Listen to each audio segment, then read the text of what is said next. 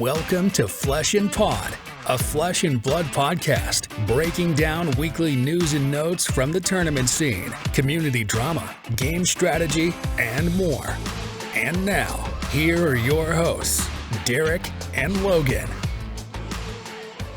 Hello, and welcome to episode 125 of Flesh and Pod. My name is Logan. I am your host.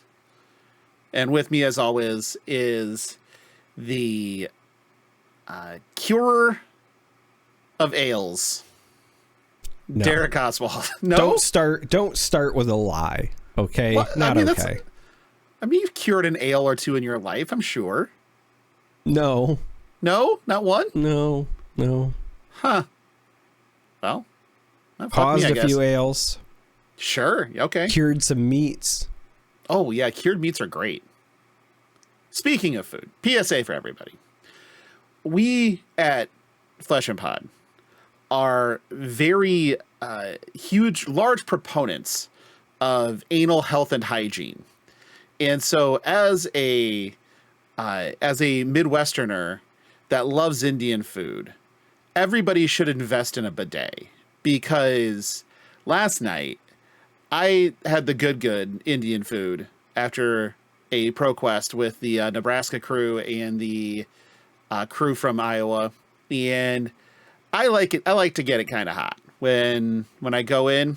And today there was fire shooting out my ass. However, the presence of a bidet is such a soothing, relieving jetty of water that it erases all of the sins that the Indian is going to do to you. So, as a PSA from me to you, get a bidet. It's the fucking best. Just do the thing. And then eat all the spicy foods. It'll never hurt you. That's all. So this is a Flesh and Blood podcast.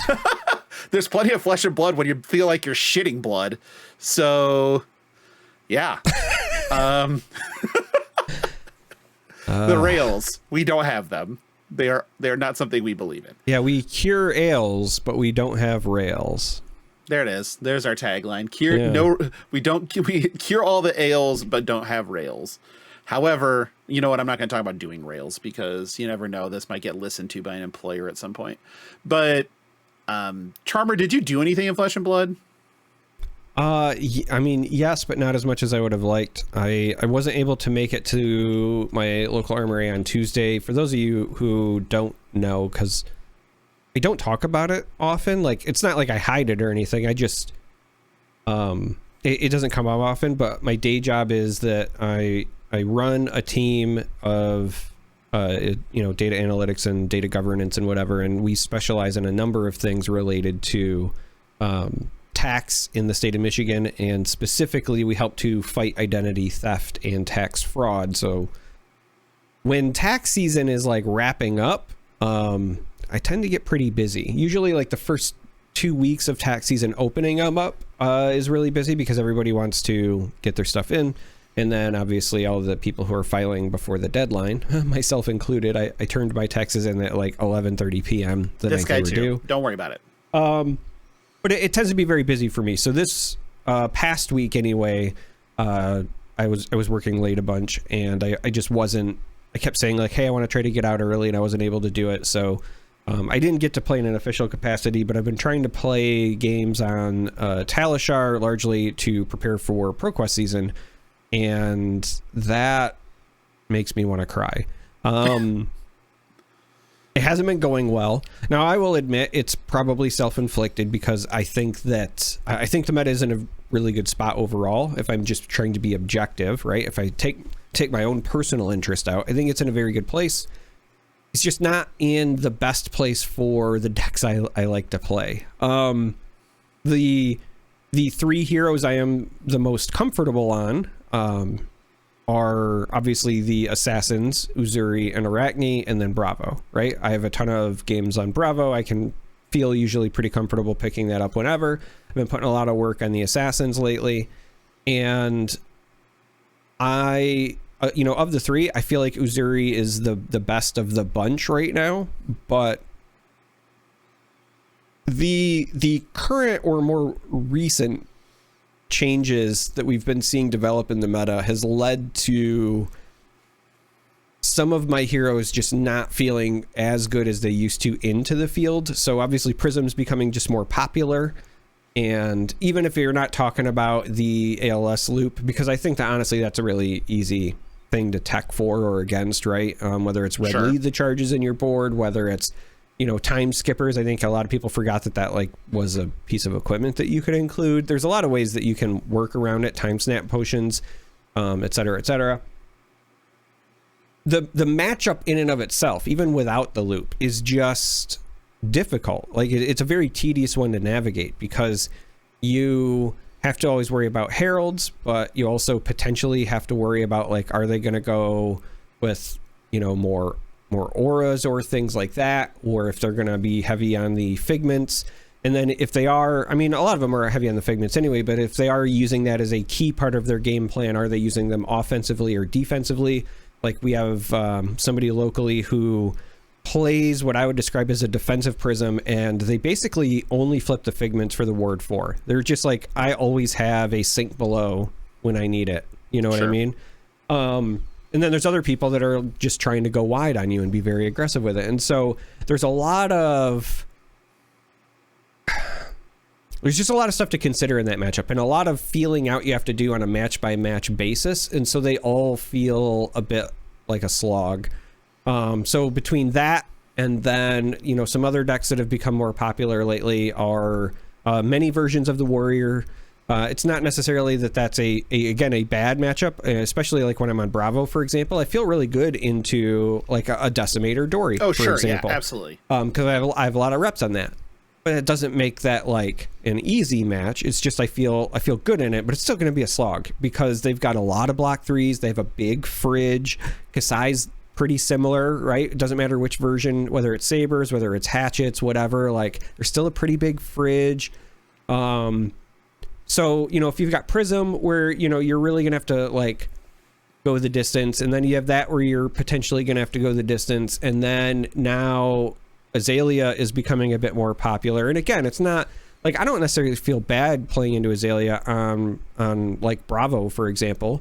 But the Assassins, it's a bit different just because of the really tall dominates and the disruption, right? Azalea is like a Bravo where there's a lot of disruption. And even if you do everything right, sometimes they string together, you know, a red in the ledger, you get hit with Judge Judy, and then like, oh, suddenly you're behind by 20 health and you have to change your entire approach. So there's a lot going on, and I just think that right now the heroes that I enjoy, they're not necessarily bad.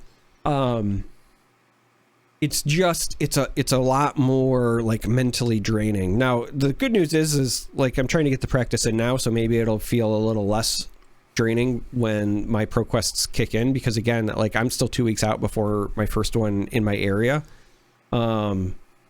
which may or may not cause some other problems as well, because the first one is the same weekend as like Star Wars Day, and my sons want to do something, so I might get forced into dad duty even on that first one. I'll have to wait and see. But ultimately, I think Uzuri can win. I think Bravo can win. I'm actually, I think, making good strides on Arachne, but I'm struggling right now because while I can navigate them, I don't feel like, at least in the current meta, I have any good matches, right? It's either I have okay matches or bad matches. And that's not usually where I want to be, but I also don't think I'm in a position where I want to change heroes like this late in the game, because I don't feel like I'd get enough good quality reps on them the way that I would want with my limited time. And so that's, I don't know, that's just kind of, maybe I've also just had some bad testing nights. I don't know, but that's kind of the realization I'm coming to, is like right now, it's not that I don't have good matchups on those heroes. It's just like I'm not running into them, or I don't expect to see them locally, right? I still think Bravo is, for example, very good into ninjas. I just don't expect to see a lot of ninjas. I expect to see KO, I expect to see warriors, and I expect to see prisms, just based on my, like, we had a lot of dragon players. She's now gone, so I expect, you know, a lot of them to pick up prism. We already had some people that were on prism before she was popular. We had some people who liked warrior, and I know, you know, more than a couple of people who've been trying to make, you know, KO work. So those are the three that I expect to see the most locally. And of those, like I said, it's either, fair, what I describe as fair matchups or bad matchups. And that's just like not where you want to be. Like you want to feel like, okay, at least I have some good ones. Sure. So yeah, I like I said, I didn't get to do anything, but I've been trying to hit my playtesting very hard, and it's just it's been a bit draining. Like that's the only way I know how to describe it. It's been draining, and it's draining my confidence. And I understand that. I mean, I had two ProQuests this weekend. One of them I played in, the other one I TO'd, so I didn't play in it. But the one that I played in, I decided that my brain was a non-functional organ. Because my brain was a non-functional organ, it was time to play Victor. And so I did. I felt dirty the whole time. I did not make top 8. I died to a Bolton. And the thing that got me, like, was I was thinking about it, is I went back and I thought through the matchups after I played Victor and didn't play Kasai. And I was just like, okay, I have to think more with Kasai and what to do. A lot of it is autopilot and muscle memory, but there's plenty of lines where I just have to stop myself and actually think through it, and it's difficult. But as I was thinking through the match, I'm like, KO was my round 1. I feel super comfortable into KO. Kano's my round 2. Now, arcane damage isn't real and can't hurt me. However, since heavy hitters came out, every single event that I have played against a KO in the event, a Kano in the event, I have not made the top 8. Every single event that I played in where I did not come across a Kano, I have made the top 8. Maybe a pattern. Yeah. What's funny is I actually feel good about my Kano matchup, but we have like maybe 2 people locally who like what I would describe as dabble. Oh yeah. One of them is, loyal listener Ben, and Ben is I love Ben, but Ben is definitely the kind of person where he's like, what he takes is just gonna be like what he's feeling that weekend. Because like if I sit across from Ben and he reveals Kano, I'm like, yeah, I expect that. But if he reveals Max, I'm like, yeah, I expect that. Or if he pulls out KO, I'm like, yeah, I expect that. You know what I mean? It's just one of those. So like I could see a Kano, I might not, but like that's it makes me sad because that's one of the ones I actually feel really good about, and I just don't. Yeah, I don't run into it. We've got a couple of players that play in like the bigger events here, specifically Josh Rath and Bryce Struck. Josh is from the Eastern Iowa, Bryce is from Nebraska, and they both do that same shit. Where you just don't know what they're going to present, but they're just going to play it well anyway, so it doesn't actually matter. We'll get to some of that here in a second. And I did, but when I went through the matchups that I played with Victor, I needed to win one more to make top 8, and I'm like, I wouldn't have lost to the Bolton. Like I don't lose to Bolton with Kasai because I never make their attacks bigger, like ever. So it's not too difficult to get through that. Plus, just having a Valiant Dynamo every turn is good enough. And because it blanks some of it blanks a Lumina Ascension sometimes and makes it pointless. Those help. But so I was like, okay, I probably should have just played Kasai, but thinking through it would have I don't know that I wouldn't have been any good in the top 8 anyway. Like my brain would have been complete mush by that point. The meta breakdown for that event, 30 players. There were 5 Prisms and 4 Kanos. Like it was violence. Yeah. And only 2 of the Prisms, I believe, and 1 of the Kanos made top 8. But it was ultimately won by Dagon on Hatchet Dory. Against Prism in the finals, but it was a split type of situation, so they didn't really play it. I think that he's definitely not favored into Prism, but it was one of those of, hey, I'm not going to go to Amsterdam type of things. So they worked it out and whatever. And aforementioned Bryce, who the next day, instead of playing Prism, just goes, give me your Katsu deck to one of his friends. And then he takes Katsu to the semifinals. So sure. He also performed the mystical quad bonds turn multiple times, which, Jesus fuck, that is so much damage. And then the other cool one was, Josh Rath and loyal listener and Patreon subscriber Dom were playing. Dom is playing Decimator Bolton, and Wrath is playing Viscerai. And Wrath just sits there and just draws circles. Block, draw circles. Block, draw circles. And I'm just watching it. Okay. Block, draw circles. Block, draw circles. Eventually he counts them up, and I'm counting with him. I'm like, okay. He looks over at me, and he goes, permission to fire? I'm like, granted. So he's like, okay, 9th Blade of the Blood Oath and 40 Rune Chants.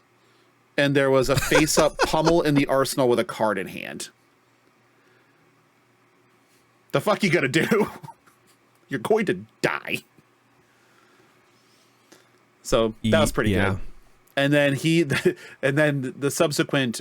So in that pro quest, it was Decimator Dory winning over Prism, but in the Prism's quarterfinal matchup, good friend Josh Freeland, in his quarterfinal matchup against Josh Rath on Viscerai, it was Freeland just looks at his hand and goes, oh, I think this does it. Turn 0 library. Yep. Good enough. I think this does it. Best opener possible. Best opener possible. It's like, that'll do. But yeah, it was really interesting watching those. The matchups yesterday or Sunday in the top 8. Yeah, that was yesterday. I don't know what the fuck day of the week this is. Were super interesting. And apparently results across the board were super interesting for Flesh and Blood, in general with ProQuest. I was looking at some of the week 2s, and there are some bangers on the week 2. And we'll get into that a little bit later here in our broadcast, but is this technically a broadcast? Or we're not really broadcasting. We're recording. That's not the same thing. In our podcast, not broadcast. Right. Because we're a cast that's in a pod. That's in a pod. Yeah. Yeah. By design.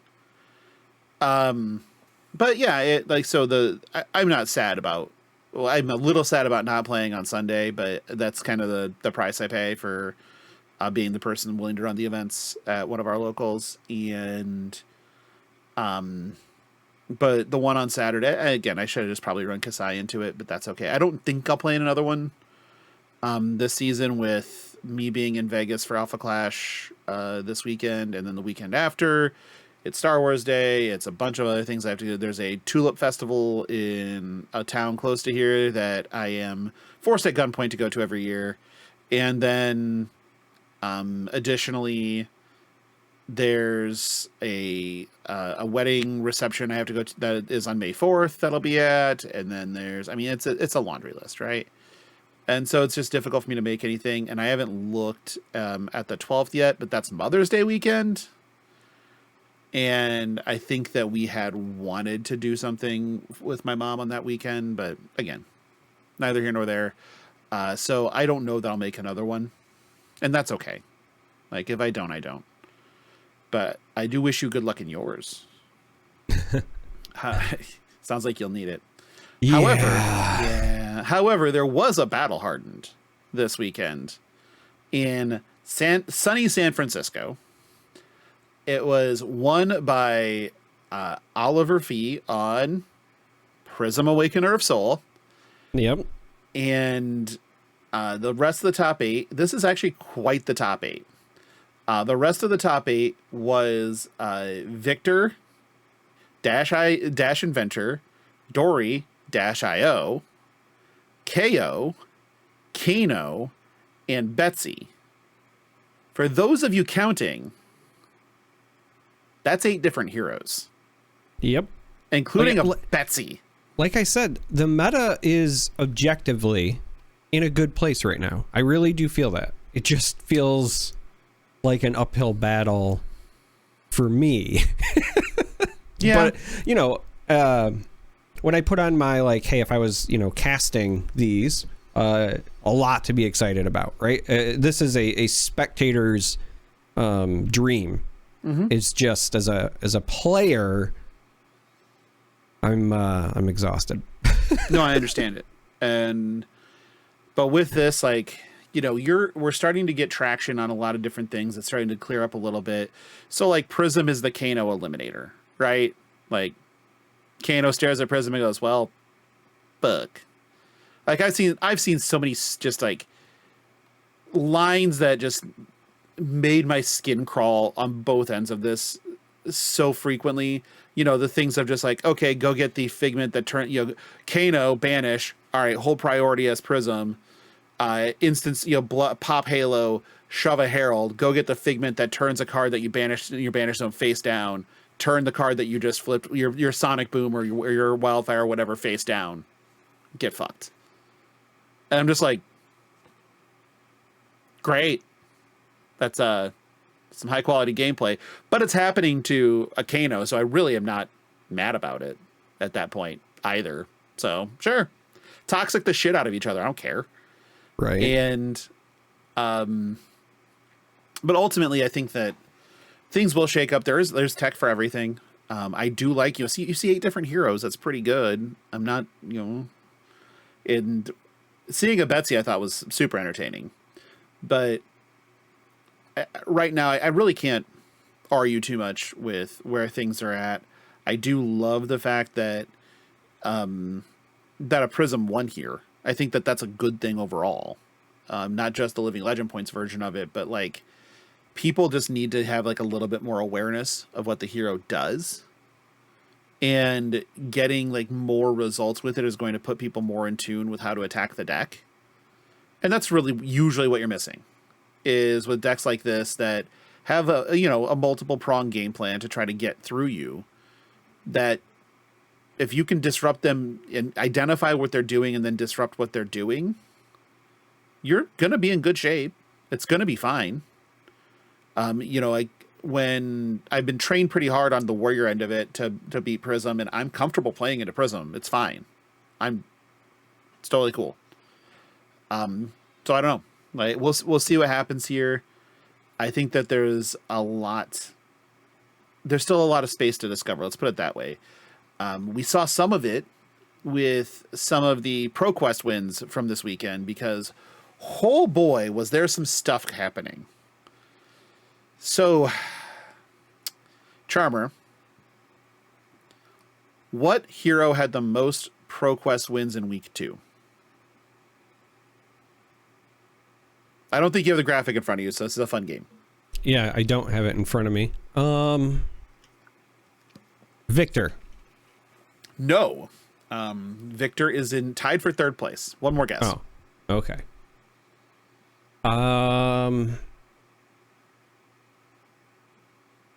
Kasai? It's actually KO. So I felt like KO was too easy of a guess. KO had 15. Azalea had 14. Prism and Victor each had 13, and Kasai had 11. However, notably, Teklo Vasen Esteemed Magnate had 5. Daddy's on the board. Listen, if you play Arcane Damage Isn't Real, He Can't Hurt Me, he's in a really good spot right now. Absolutely. I saw him. I saw a Teklo. There was a Teklo player that made the top 8 of the Des Moines ProQuest, and he played really well into the non-arcane stuff, and he was winning those matchups. He was just hopping in the, hitting Singularity, and then had pitch stacked all of his War Machine effects and was just like blasting. And I'm like, damn, okay, that's some shit. Riptide also won 4. And then so the list goes: Reinar 8, Kano 7, Dory 6, Katsu 6, Bolton 6, Teklo 5, Dash, Inventor 4, Levia 4, Riptide 4, and then Max, Uzuri, Arachne, Bravo, Dash IO, and Viscerai all won 1. Yeah, 1. Right. And notice how many of those are the ones that I want to play. When Bravo and Uzuri only win 1, it's like So I think if my math here is right, and if your math is mathing, if my math is mathing, the only hero that did not record a victory was Vincent. Oh no, Katsu did not appear on the list. No, Katsu's there. Okay. Yeah, I was gonna say I thought Katsu was there. No, Phi. That's the one. So Phi, who is on the top of the Living Legend leaderboard right now, and Olympia, Phi, Vincent were the ones that didn't show up. Which now Living Legend check, you've got Phi still at 780, so getting close. Dash has crawled all the way up to 777. So that's some really good movement. Bravo's up to 693. I know. Katsu's at 631, and Viserai is the last hero that is above 500. Also actually, notable, not to cut you off, but that's actually one of the reasons that I was considering going back to Bravo for this season, is because I feel like my window might be closing for getting to enjoy him. It very well could be. If he's like one or two big events being won from being gone, really. So I don't know. I'm already feeling nostalgic, and I kind of want to jam some games with him again, but yeah, it's also kind of fascinating because right now there are only 4 total talented heroes left in CC until Mistveil, where we'll get 3 more, which means that they'll Living Legend in no time. But because right now every Living Legend hero is talented. So Bravo, Star of the Show, Briar, Chain, Dromai, Icelander, Lexi, Oldham, and Prism, Sculpture of Light were all talented heroes. I do think that the next one that LL's, though, is probably a non-talented. Because I think it's probably either Dash or Bravo. It is worth noting, though, that KO is already up to 290 points. That was very fast. Kasai's at 265. That's also very fast. So those may be trying to speed run the board. We don't know. But it's getting scary. Yeah. But we'll have to see. I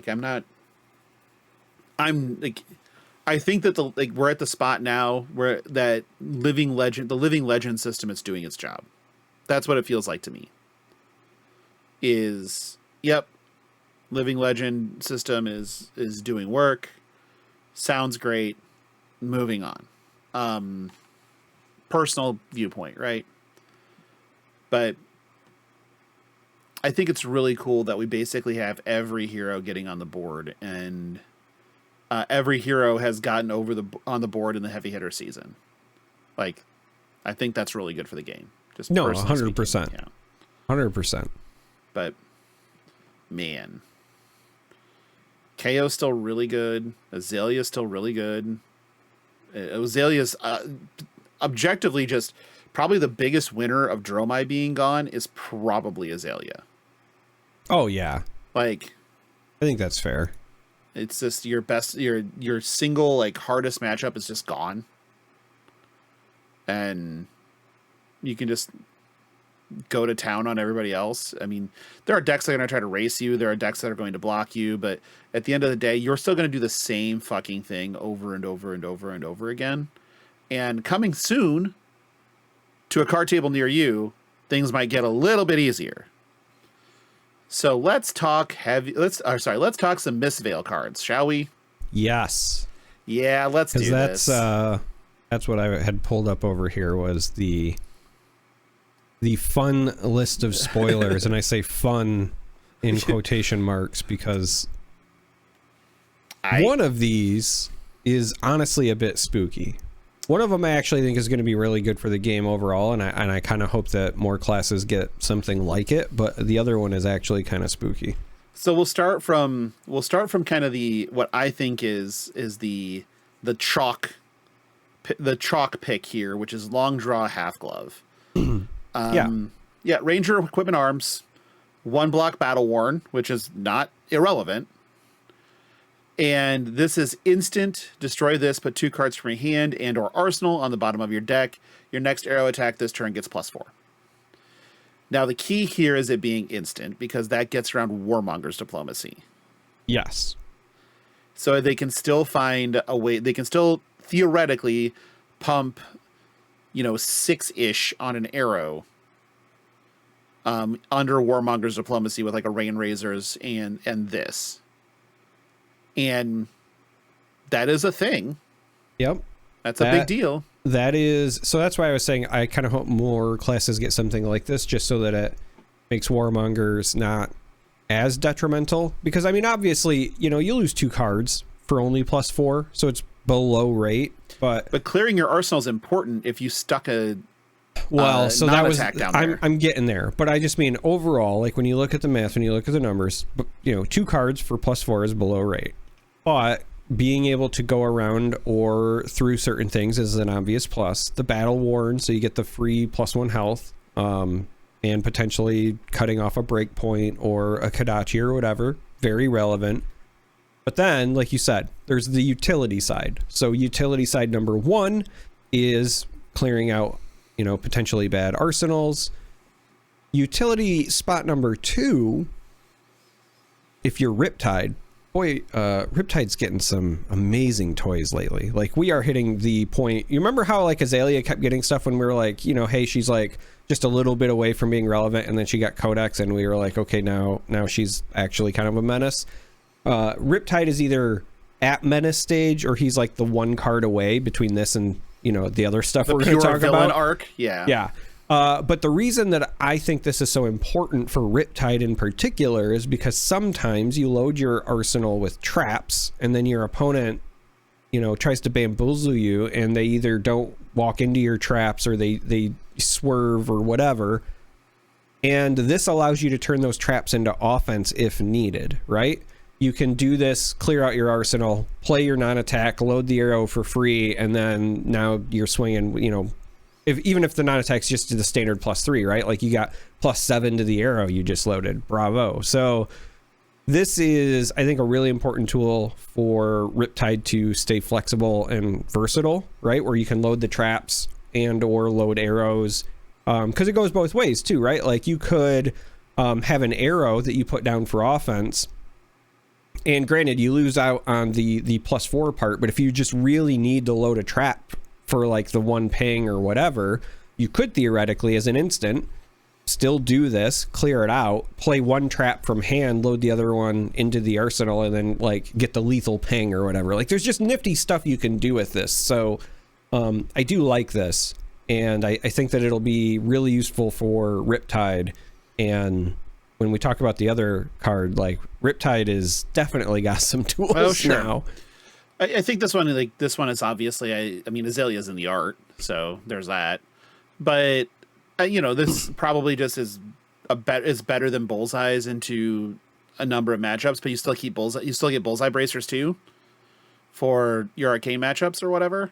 Like, that's totally reasonable. But I think this does become the default arm slot for probably both Rangers.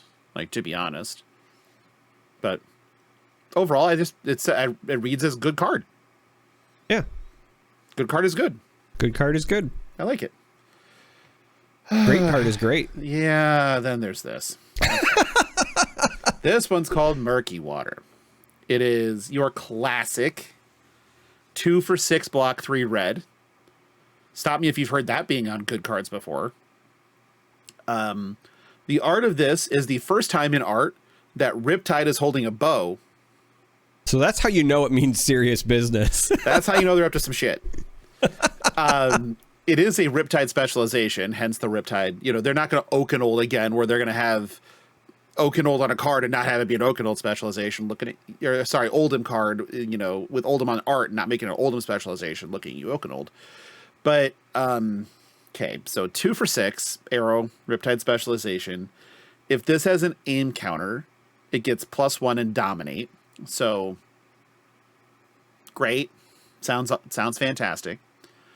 When this hits, you may banish face down 3 traps from your graveyard. If you do, Choose one at random and put it into your arsenal. Really? Really? Do you want to know why I love this? Because it's fucking sadistic. So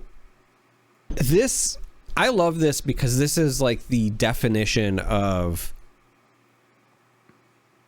making your opponent know their fate, but also not know their fate, just knowing that it's bad no matter what. So obviously, you give this thing the aim counter. Like, let's just live the dream for a moment.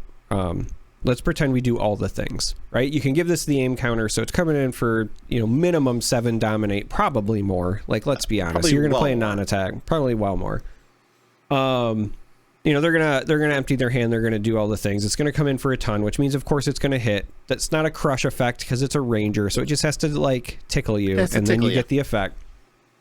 Then you get to go into minimum 5-card hand here, right? Because you are gonna get to put a trap into your arsenal. Now this is the genius part here, because you banish 3 traps face down, so you have to pull them out. Your opponent gets to see which ones you pull out. Now there are scenarios where you might just pull 3 of the same trap so that everybody knows what you're getting, but you also get exactly what you want.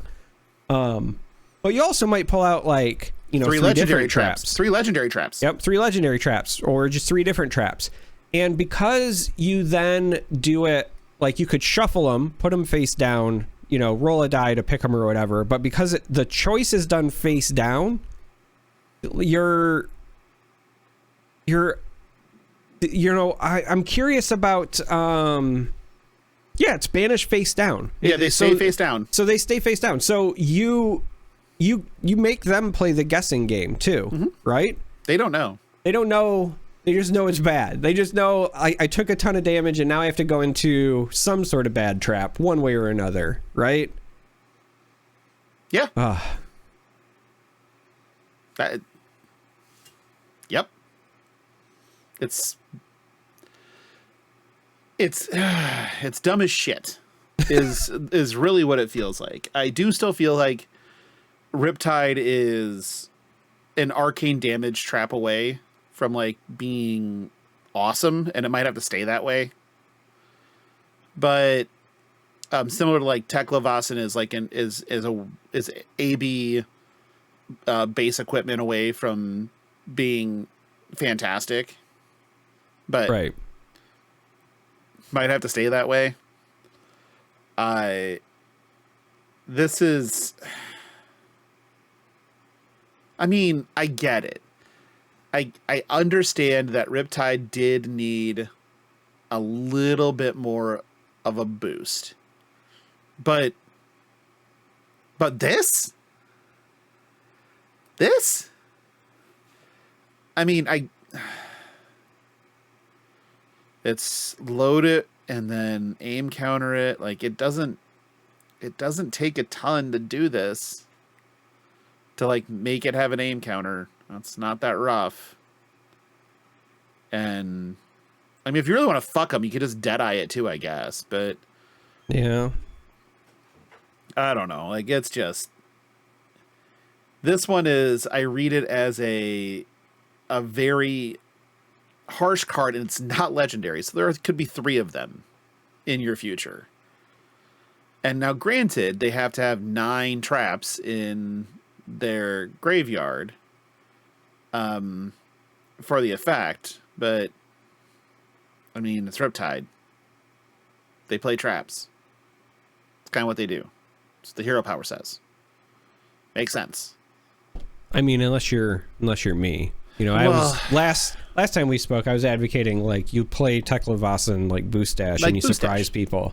And I've also said in the past on this that I also play Let It Riptide, where you just play all of the really bad go again from arsenal cards. You even more of those now because you have performance bonus. Mm-hmm. And yeah, you could do some really shitty ones now. Although I like performance bonus, but yeah, like it. This that deck is so much more fun in Blitz because you're still allowed to play Plunder Run and Blitz. Sure.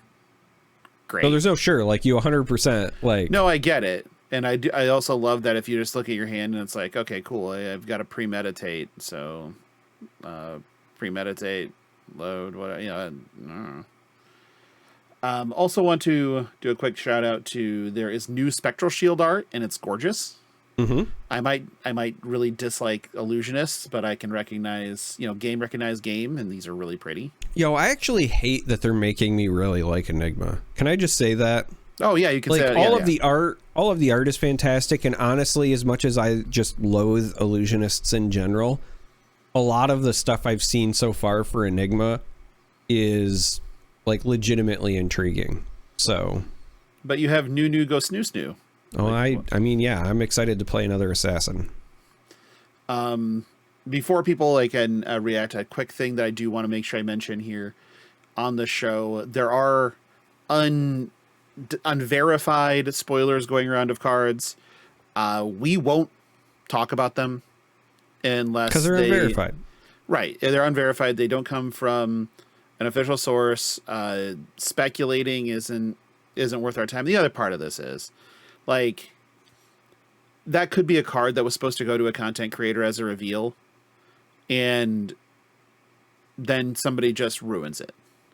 Yeah, it was probably supposed to go to me, that'd be, and so that'd be perfect, right? I mean,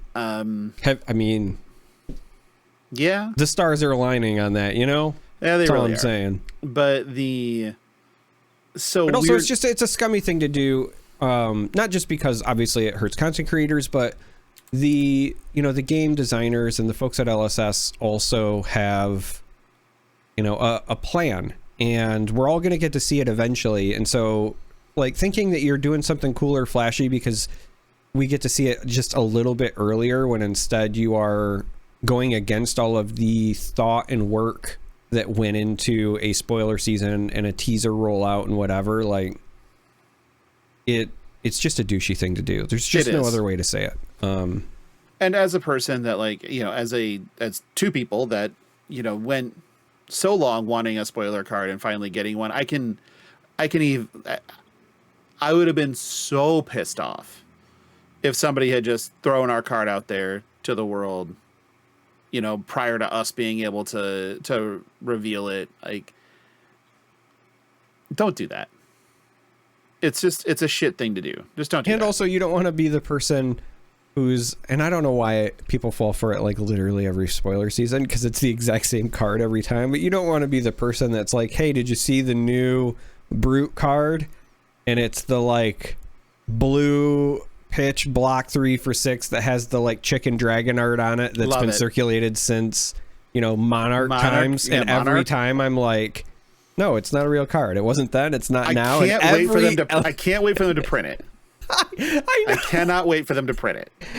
I know, but I also hope they never do. But also, I hope they do it as like the Christmas promo some year, and they just print it, and it's the Christmas promo. It's not legal in anything, but they just send it out as the Christmas promo. That would be fucking hilarious. And they're really good at being cheeky, so let's call us a spade on this one. That one's pretty good.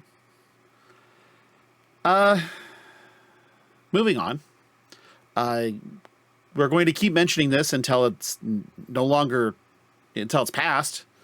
But remember, there is a Realm Brawl coming up. It is in July, so it's a little ways away. So July 20th, Princeton, New Jersey, Realm Brawl 5K Flesh and Blood Classic Constructed event. It is $70 entry. It gets you in the door. Top 8 will get share of the 5K and prize money, as well as an invite to the $50,000 Invitational Rumble at the end of the year. That's 50,000 of the dollars. And the only way you can get in is to get an invite. You cannot buy an entry traditionally to get into the event, so you need to go to one of these events or any of the qualifiers out there and qualify. And then the winner of this will also get a VIP invite, which could actually float to next year or any additional year. It's basically an in perpetuity invite until you burn it. So think like a PTI. And yeah, so please go. Like I said, I have been to all but one of the Realm Brawls. The only one I missed was Salt Lake City, I believe.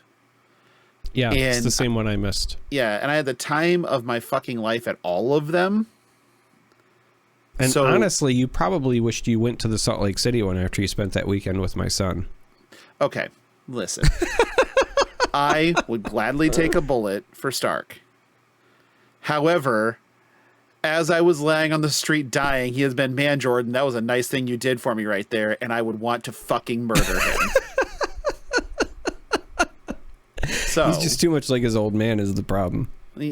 Yeah. You nailed it. He is. Get the fucking Smucker's face on. God, get that the fuck out of there. Okay. You can't do it. You just can't do it. You cannot maintain a professional. Hey, did you see that I opened another showcase? Did you? Yeah. You're lying to me. No, I'm not. Prize packs again. Which one did you open this time? Hera. Oh, well, you're 2 for 2 on showcases that people don't play. No, I actually have a Hera deck, man. Well, I'm sure you do. Because Hera's the best meme deck that there ever is in this fucking game right now. Because it's just 5-color slivers. Yeah, but it's even memeier when I play it. You ready for this? I play Hera Mill. Why? You play Hera Blue. You just pay the tax for vigilance, but then you also you get to run by going Hera Blue. You get to run Yoda and make them draw the card because it's the Spectre crew. You get to play Kanan with all the Spectres and all the triggers. You get to play Chopper, who also mills cards. God fucking damn it! Because now I want to build this. I know, and be an asshole. I know. Okay, let's not do that. I think what's time. I just wanted to share one good thing that happened to me, and I realized before we started recording, I forgot to tell you. But yeah, both of my showcases have come specifically from prize packs after winning a draft at Hoplite Games in Lansing, Michigan. So I will go to all of their events now. Apparently, you should. So we're going to take on a couple of listener questions here because it feels like a thing we should do. Yeah. The first one is from Sergeant Snipes. Sarge asks, I'm sure you all have discussed this, but with the new heroes mainly using blues and instants, how will they keep value-wise? Unless they make mythic blues at a higher value than the other blues. So I think the answer to that is in the last sentence there, last part of that. There are going to be mythics. Or majestics, I should say. Mythic is a they're going to be majestics and probably higher, maybe even like a majestic or fabled. The fabled is a mystic thing. So there are going to be bigger payoffs. I can almost guarantee it. The ones we've seen right now are not super high level payoffs.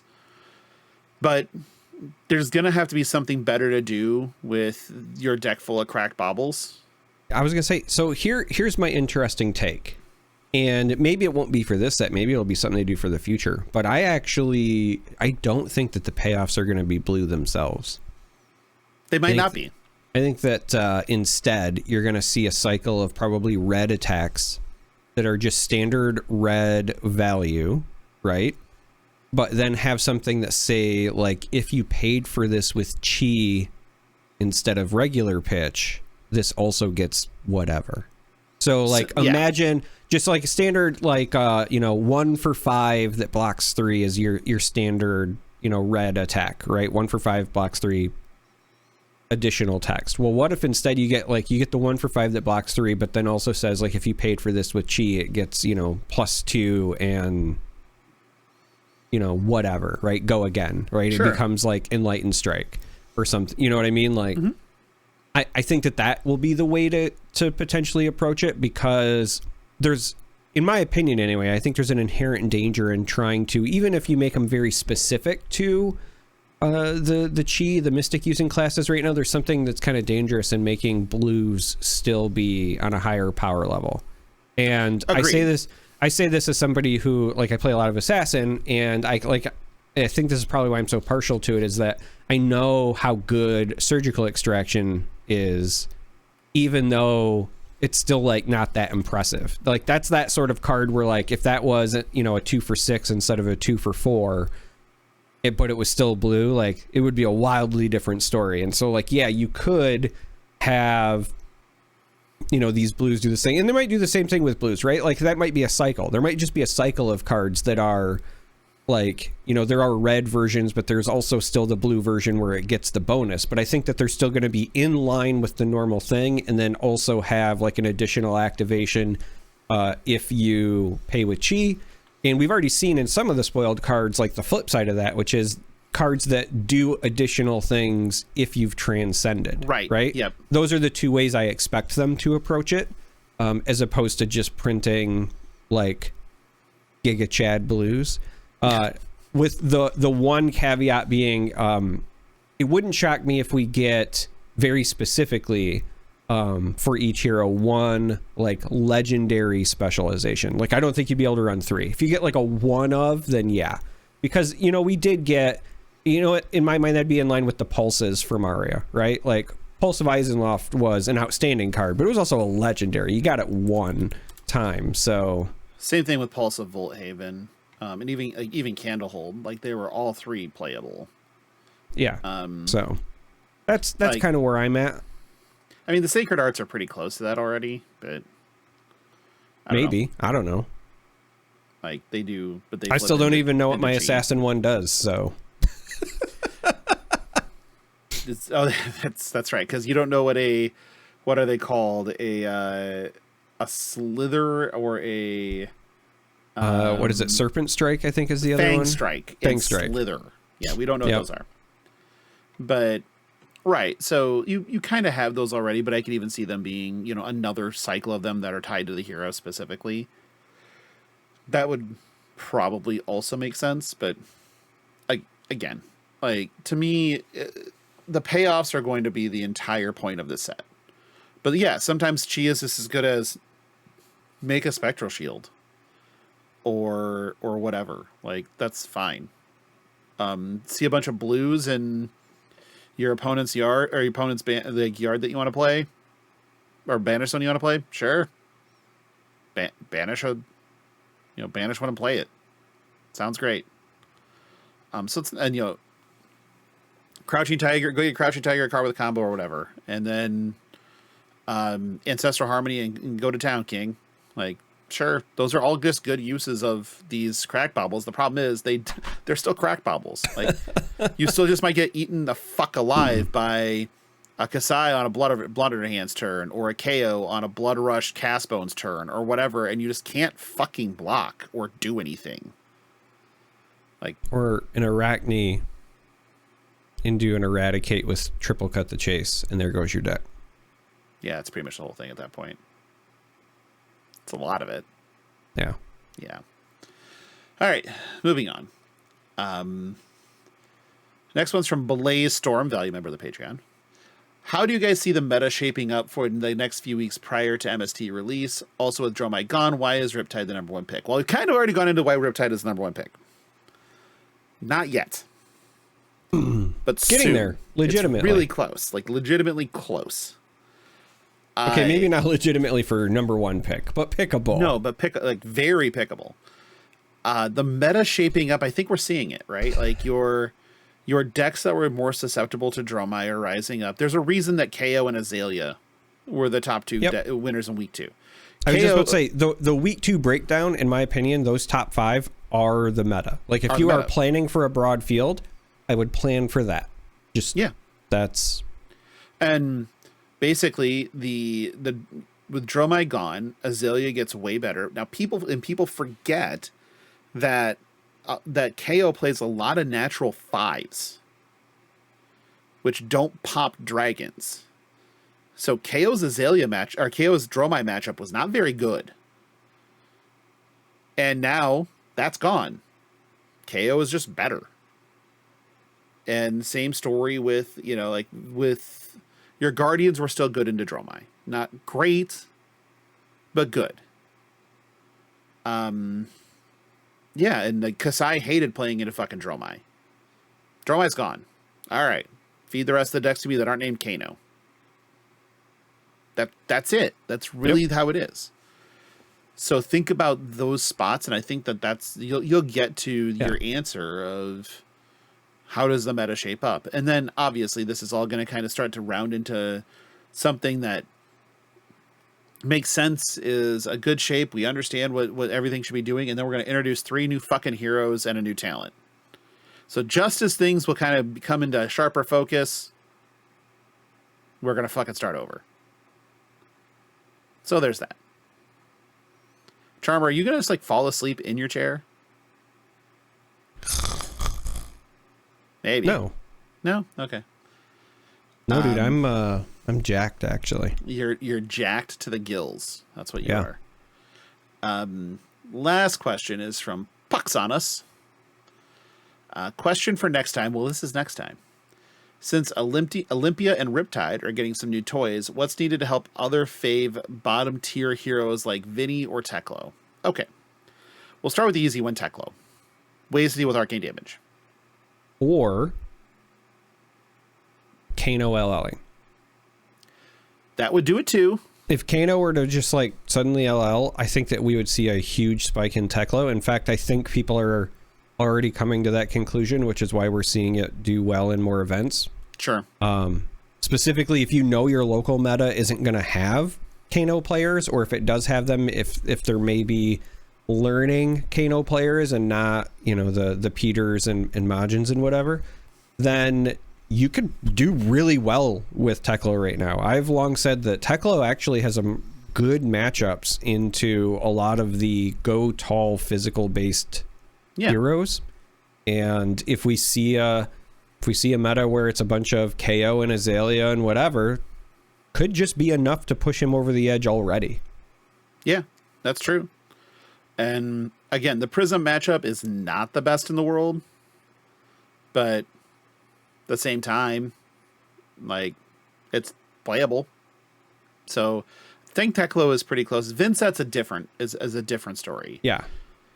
So Vinset needs some. All right, I know you have strong opinions, so I'll give my short one. Vinset to me feels like she still struggles with identity a little. That's exactly where it's going. Yeah. There's the Rune Gate mechanic, which has like a little bit, but not quite enough support to do it consistent enough yet. And there's also not enough good play from banish blood debt items that fit her play style the same way that we had with Chain. Like, I think people have to realize, like, she's not Chain. So a lot of the things that were really good in Chain are not necessarily good with her. And the RuneGate stuff is great, but right now, like, at best, it feels like she does this one turn on, one turn off cadence, like that kind of rhythm of you have to set up your rune chance to play the RuneGate thing, and you can't do both consistently in the same turn, so you kind of have to do a one on, one off, one on, one off. And you can make it work, but it just doesn't feel good or complete. And because you're doing like one on and one off, sometimes with deck building, what you're doing is you're like, all right, well, on my off turns, I want to be defensive, so let's put in some D-reacts. But on my on turns, I want to have gas, so let's put in, you know, some good attacks. But then also on my off turns, I need to make the rune chance to pay for the RuneGate stuff, so let's put in some of that. And then you end up with this thing where, you know, you've got like 3 or 4 different packages and you have to draw them at the right time and in the right rhythm. And so that's why it just, even if it's not the case, it feels like she has a bit of an identity crisis. And so I think she just needs some stuff to smooth out her play patterns, and then she'll be a lot better. So that's my, because I haven't played her nearly as much as you, but that's my outsider looking in analysis. Yeah. So Vinset's bigger. Like Vinset, the word I would use is rudderless. I mean, the hero is rudderless. And a lot of that is because there are ways you can build Vinset that look good, but if you draw the wrong half of your deck, you're fucking dead. And I've seen very aggressive versions that are running things like Ravenous Rebels and Scar for Scars and stuff for like some 0 for 4 go agains, and then follow that up with a widespread or whatever if you can, but you can't because of the way the rune chant mechanic works. So you're even lower to the ground, and like it's really fucking hard. So a lot of times like you'll end up sending like a 0 for 4 plus a rune chant, then do a bunch of rune chant makers and pass, and then try to have a bigger turn next turn, and it doesn't gel. And so you go to the other version, the more controlling version, playing D-Reacts and whatever, and you're trying to make shadow puppetries and stuff like that, and Mordred Tides work so that you can get some go again here and there, and maybe like string together 2 attacks that are big enough or good enough. And a lot of them will play pummels to try to like get over the top. But at the end of this day, the same thing is true. You're really, really dealing with a 3.5 card hand every turn, and that's not good. So really, if Vincent just had a Tome of Imperial Flame type card, that would do a lot of work. It can play Art of War, but again, you're running into some problems with resource management and everything else. With, you have to banish a card already, and so now you have to take a bunch of damage potentially to try to set it up, and that doesn't work out.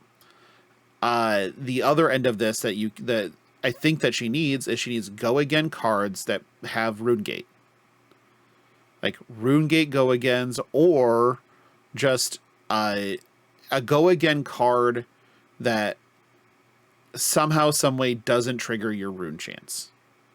Something that allows you to do a thing and then do another thing on a consistent basis. Because right now, the one thing you're doing is you have 9 cards that are disruptive. Otherwise, it's just damage.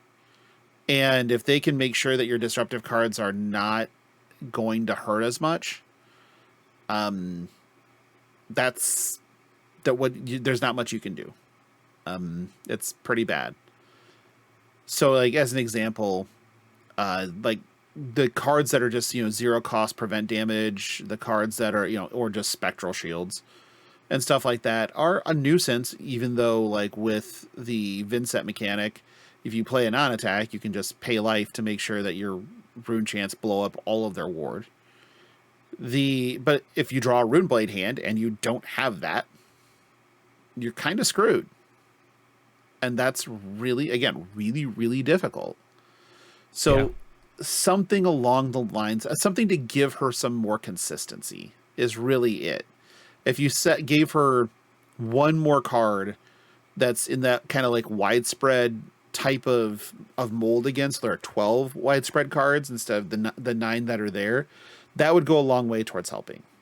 If you, again, something that the hero could do prior to swinging with on a consistent basis, prior to swinging with your Rune Gate cards, that would also be extremely helpful. But as of right now, it's really hard. And I don't envy Brian, but I do not envy trying to balance Vincent to being a hero that's good. I think she's fine at times, like certain meta, like we have a dedicated Vincent player here, and she does a great job. She built the deck, knows the deck, understands the lines, but even then, well, Runeblade hand, I'm dead. It's like, yep. But yeah, it has to be something on those lines to just like give it a little bit more consistency. That's the biggest thing. Got anything else on that? No, not on that. That's why I wanted to go first. Like I said, I don't have a lot of time, piloting her. I've played her a couple of times, but just from when I've played against her, like I said, that's my outsider looking in analysis, is that it feels very difficult to want to do all the things that she needs to do to be successful in a consistent way. Yep, and that's it. Well, that's it. I don't have anything else this week. Well, you know what I need to do? I need to thank patrons. Yep. I do. I was waiting. Yep. I may or may not have forgotten last week, but we're not going to forget 2 weeks in a row because they deserve the thanking. They really do. So we're going to start with our associate producers. We have Andy, Sindra, Donnie K, Jacob, Kenny, Larry, and the Salty Sea Cat. Our executive producers on up are Alex, Blaze-Storm, valued member of the Patreon, Dom, Lance, good thrust. Okay. Matt Two Tokes, Pox on us. I had to make up. Trevor, least valued member of the Patreon per his own admission. Papa Mike, Philip, Richard. Richard. Yeah, he knows what we're talking about. And Taylor, if you are interested in becoming a member of the Patreon, you can go to patreon.com/flashandpod. The link is in the show notes, like every other fucking link that we deal with. And there's like 6 tiers. You can pick one. Any paid tier, you can come enjoy FAP After Dark with us, which is dirtier than it sounds. Wait. Yeah, I'm going to keep it like that. But yeah, it's just an unrecorded live show that we do once a month with usually our friend Bryn from the Banner Zone and the producer extraordinaire, the beautiful human being, the gorgeous lady of podcasting, Greg Greiner. And we just talk nonsense for, a couple hours usually, and just shoot the shit with the patrons and have a good time and say some things that, sometimes we wouldn't necessarily say on the show, but this kind of depends. If you need to get a hold of us at the show, you can email us at flashandpod@gmail.com. You can hit us up on Twitter at flashpod. Links in the show notes. But the best thing for you to do is just join the Discord. It is a free thing to do. You just join the Discord. You don't have to be a patron.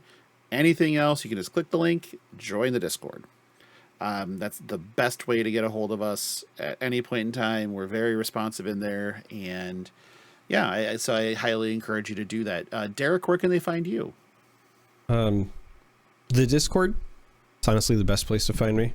You can just ping me. You can also find me on Twitter at that Charmer or that Charm3R.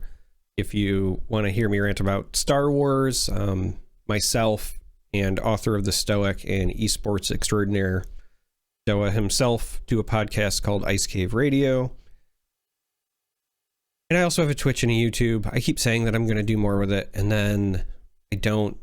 But I have a lot of ideas that I really want to get to. So honestly, if you want me to do those things, you should just nag me.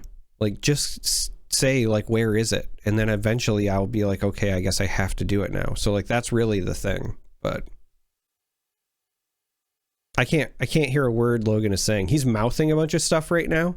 It looks like he's trying to argue with me. Yeah. I was but not he was arguing. muted, so. I was saying that instead of where episoding me, you could be where contenting Darick. Yeah, I mean, that would legitimately work on me. I mean, yeah, because where episode doesn't work on me. Yeah. I say that with 125 weeks in a row of episodes, but You know. All right. Well, it's a shorter one than usual, but I'm okay with that as I'm dead fucking tired. I love how you're like, oh, it's shorter, but it's still over an hour. Right. Like, you shouldn't feel bad about over an hour. I don't feel bad.